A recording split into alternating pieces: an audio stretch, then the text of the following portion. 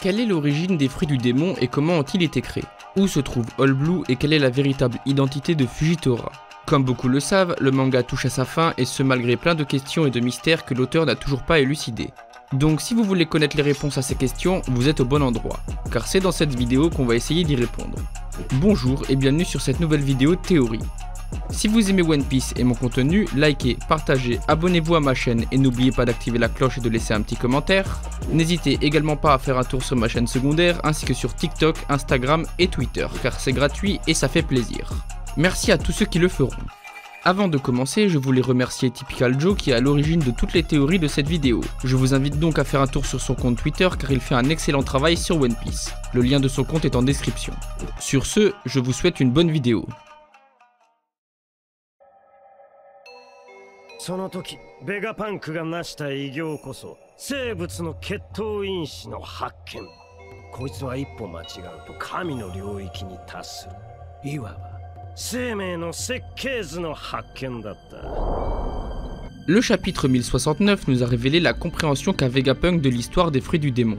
Il est important de noter que Vegapunk lui-même déclare que ses dires à ce sujet ne sont que théories. Mais il est probable que cette théorie ne soit que légèrement erronée. Vegapunk nous explique que tous les fruits du démon sont une possibilité d'évolution que l'humanité a souhaité. Cela peut indirectement confirmer la théorie que de nombreux membres de la communauté ont soutenue, à savoir que les fruits du démon ont été créés par la modification du facteur de linéage.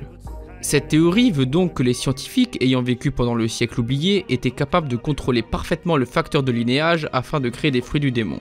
Le premier indice que nous avons eu à ce sujet a été lorsque Law a expliqué que la création des fruits du démon artificiel Smile était en lien avec le facteur de linéage découvert par Vegapunk. En fait, le facteur de linéage est au cœur de toutes les expériences dont nous avons eu connaissance par l'intermédiaire des anciens membres des Mads.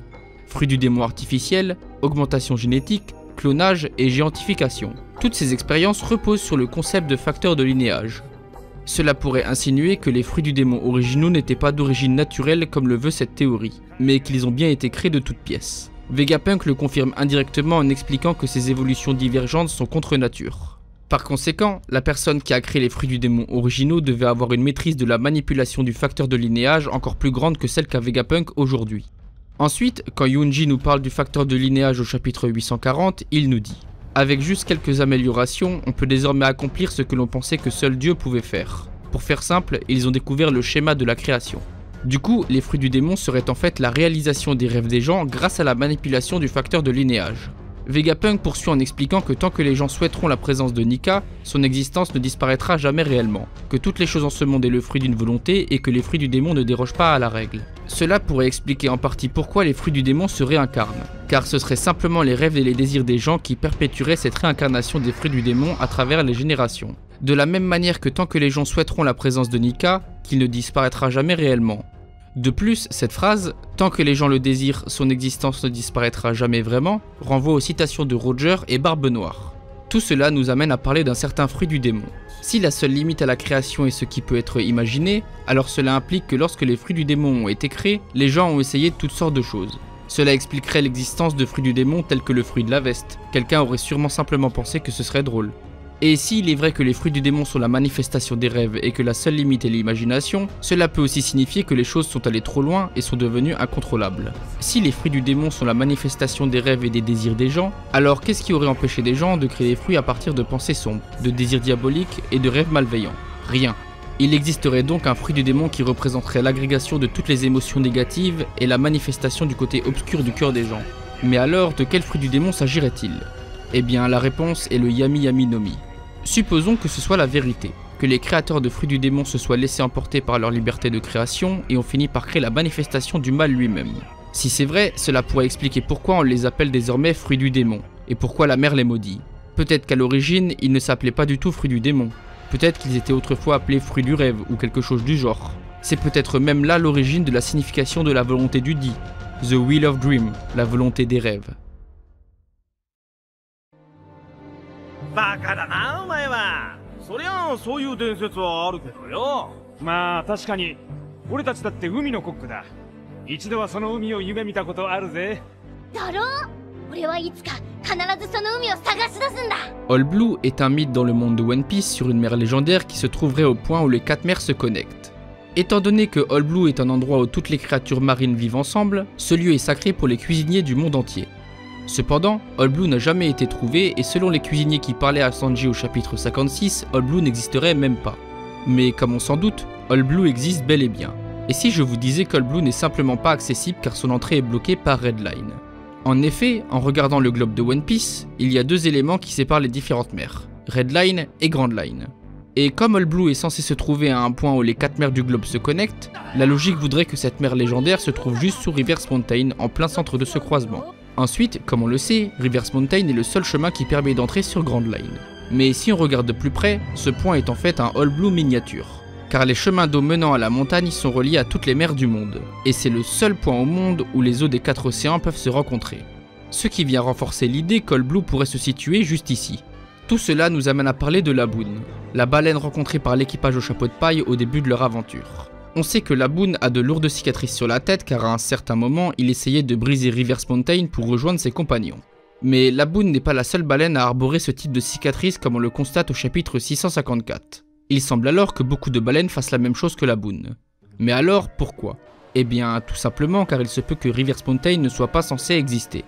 Reverse Mountain, et donc par extension Red Line, ne serait pas une masse terrestre naturelle, mais plutôt une création de quelqu'un ou de quelque chose. Et la raison pour laquelle les baleines tentent de détruire Reverse Mountain serait car ils essaieraient d'accéder à All Blue, qui se trouverait juste en dessous. Mais alors, comment Red Line et Reverse Mountain ont été créés? Il y a à l'heure actuelle deux façons possibles de créer une immense muraille comme Red Line. Soit c'est lié aux capacités d'un fruit du démon, soit c'est lié aux anciens géants comme Oz qui étaient surnommés les tireurs de continents. Et il est même possible que ces deux éléments aient été utilisés ensemble pour créer Red Line. De plus, c'est au chapitre 604 que Nami dit que Red Line est un enchevêtrement d'îles toutes reliées entre elles. Cette affirmation de Nami pourrait appuyer le fait que les tireurs de continents seraient à l'origine de la création de Red Line, car ce serait grâce à eux et à leur force que différentes îles auraient pu être tirées pour former un ensemble que l'on connaît aujourd'hui sous le nom de Red Line.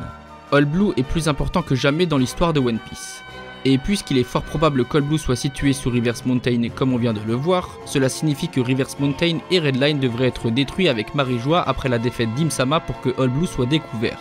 Cet événement signera la chute du gouvernement mondial et créera une nouvelle ère. Une ère où le monde sera connecté.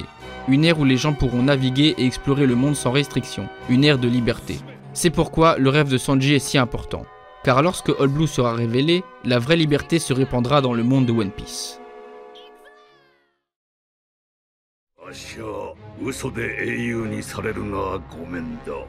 世界の均衡のためにと海賊を雇ったのは我々の上司、世界政府じゃありやせんか。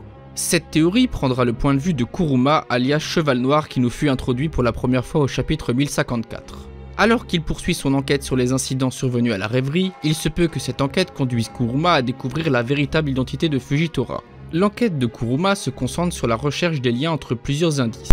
Le meurtre de Cobra, la disparition de Vivi et le raid de l'armée révolutionnaire. La solution à ce mystère peut sembler évidente. La réponse est Sabo, n'est-ce pas? En tout cas, c'est ce qu'on essaye de nous faire croire. Mais ce n'est pas tout à fait vrai, car Sabo n'a rien à voir avec la fuite de Vivi du CP0.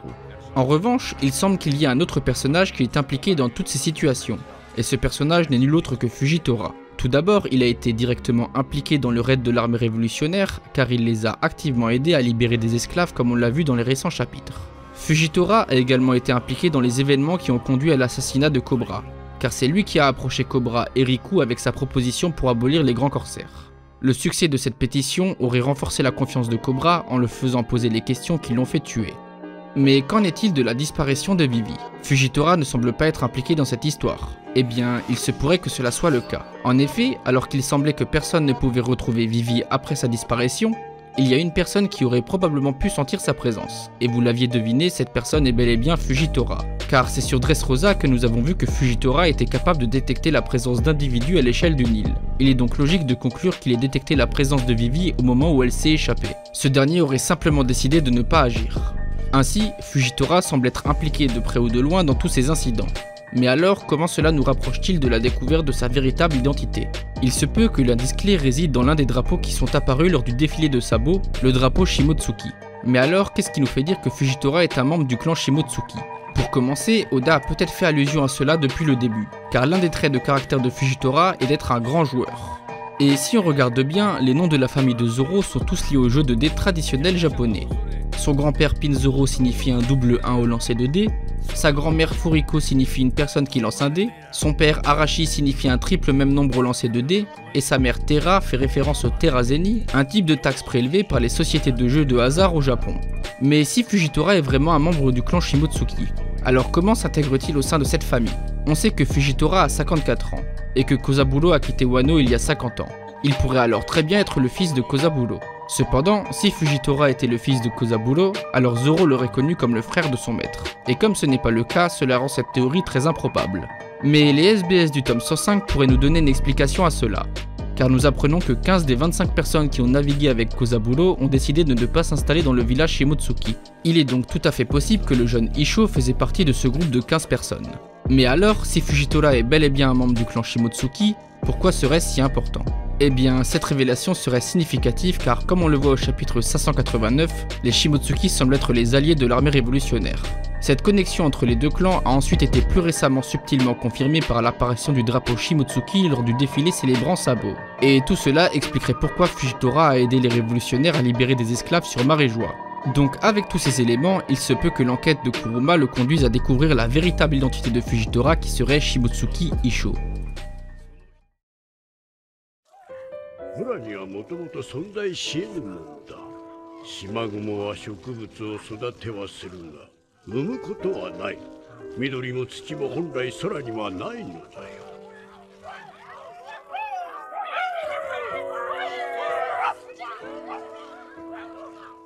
我々はこれをバースとそう呼ぶ。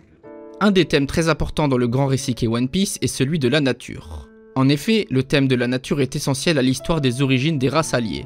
Les Skypiens, les Chandoriens et les Bilquins sont originaires de la cité lunaire de Birka, et sont arrivés sur la planète bleue à la recherche de ressources naturelles comme cela nous est expliqué lors de la mini-aventure d'Ener.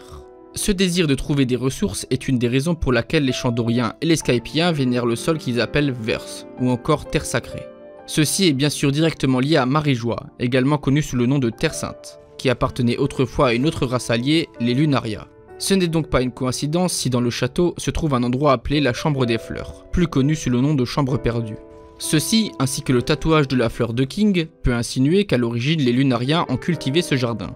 Du coup, il semble très probable qu'avant le siècle oublié, que les Lunariens, les Chandoriens, les Birquins et les Skypiens aient créé un paradis sur Terre, la Terre Sainte, dont cette chambre fleurie qui pourrait en être le vestige et qui aurait pour inspiration le jardin d'Éden. Par la suite, Marejoie a été volée aux Lunariens par le gouvernement, tout comme Chandora a été perdu à cause d'un knock upstream au profit des Chandoriens, puis volé par les Skypiens bien plus tard, ce qui a déclenché une guerre entre les Chandoriens et les Skypiens. En conséquence, il peut sembler normal qu'à travers tous les différents désastres qui ont frappé les races alliées, que leur connaissance de la nature et de la botanique ait été perdue à travers le temps. Ce fait devient encore plus évident lorsqu'on se souvient du fléau dont les Chandoriens ont souffert, la fièvre des bois. Les Chandoriens pensaient que le fléau dont ils souffraient était le jugement divin. Ainsi, pour apaiser leurs dieux, ces derniers procédaient à des sacrifices. Il est alors possible que ces sacrifices pour les dieux fassent écho au Gorosei qui offrait des sacrifices à Im-sama au chapitre 908. En effet, les membres du Gorosei parlent du sacrifice comme d'une autre lumière à effacer de l'histoire. Cet effacement de l'histoire aurait très bien pu s'appliquer à Chandora. Effectivement, les Chandoriens qui vivaient pendant le siècle oublié se sont battus pour protéger leurs poneglyphes comme on l'apprend au chapitre 272. Il est alors tout à fait logique d'en conclure que l'ennemi qui a forcé les Chandoriens à protéger leurs poneglyphes était le gouvernement mondial. Une fois vaincus, les livres et les histoires des Chandoriens ont été détruits comme le mentionne Robin dans ce même chapitre. Et ainsi, la lumière de Chandora a été effacée de l'histoire et leurs anciennes connaissances ont été perdues, tout comme ce fut le cas pour les Lunariens avant eux. Ici, on peut aussi faire le rapprochement entre la cause pour laquelle les Chandoriens se sont battus et celle de Lily de protéger les poneglyphes. La destruction de leurs textes anciens pourrait être directement liée à la raison pour laquelle les poneglyphes ont été créés, simplement afin de protéger l'histoire et les connaissances du passé. Tout cela nous amène donc à parler du personnage de Lily. Lily semble être basée sur Lilith, ou la démone primordiale. Dans les anciennes écritures judaïques, on pense qu'elle a été la première femme d'Adam. Cette histoire n'apparaît que dans les livres de la Genèse et est considérée comme une hérésie car elle contredit l'histoire d'Adam et Ève. Lilith est représentée par Lily, et Adam et Ève sont représentés par deux des éléments naturels les plus importants du monde de One Piece, les arbres sacrés d'Adam et d'Ève, qui ne sont que deux des nombreux grands arbres du monde de One Piece. Ces arbres sont peut-être les symboles les plus importants de la nature dans le monde de One Piece. Les Chandoriens croyaient même que leurs arbres abritaient l'âme de leurs ancêtres. Malheureusement pour eux, ces mêmes arbres ont été infectés et ont été la cause première de la fièvre des bois dont les Chandoriens ont souffert. Le fait qu'ils ne connaissaient pas le remède jusqu'à ce que Norland les aide à comprendre qu'il existait un remède à base de plantes témoigne de la perte de leurs connaissances. Il se peut que ces anciennes connaissances de la nature soient cette lumière perdue des races oubliées. Et du coup, il se pourrait que le secret de cette histoire se trouve dans la chambre des fleurs et qu'on sera amené à le découvrir très prochainement. Merci d'être resté jusqu'à la fin. Si la vidéo t'a plu, like, partage, abonne-toi à ma chaîne et n'oublie pas d'activer la cloche et de laisser un petit commentaire. N'hésite également pas à faire un tour sur ma chaîne secondaire ainsi que sur TikTok, Instagram et Twitter car c'est gratuit, ça fait plaisir et ça m'aide à grandir. Merci à tous ceux qui le feront et salut!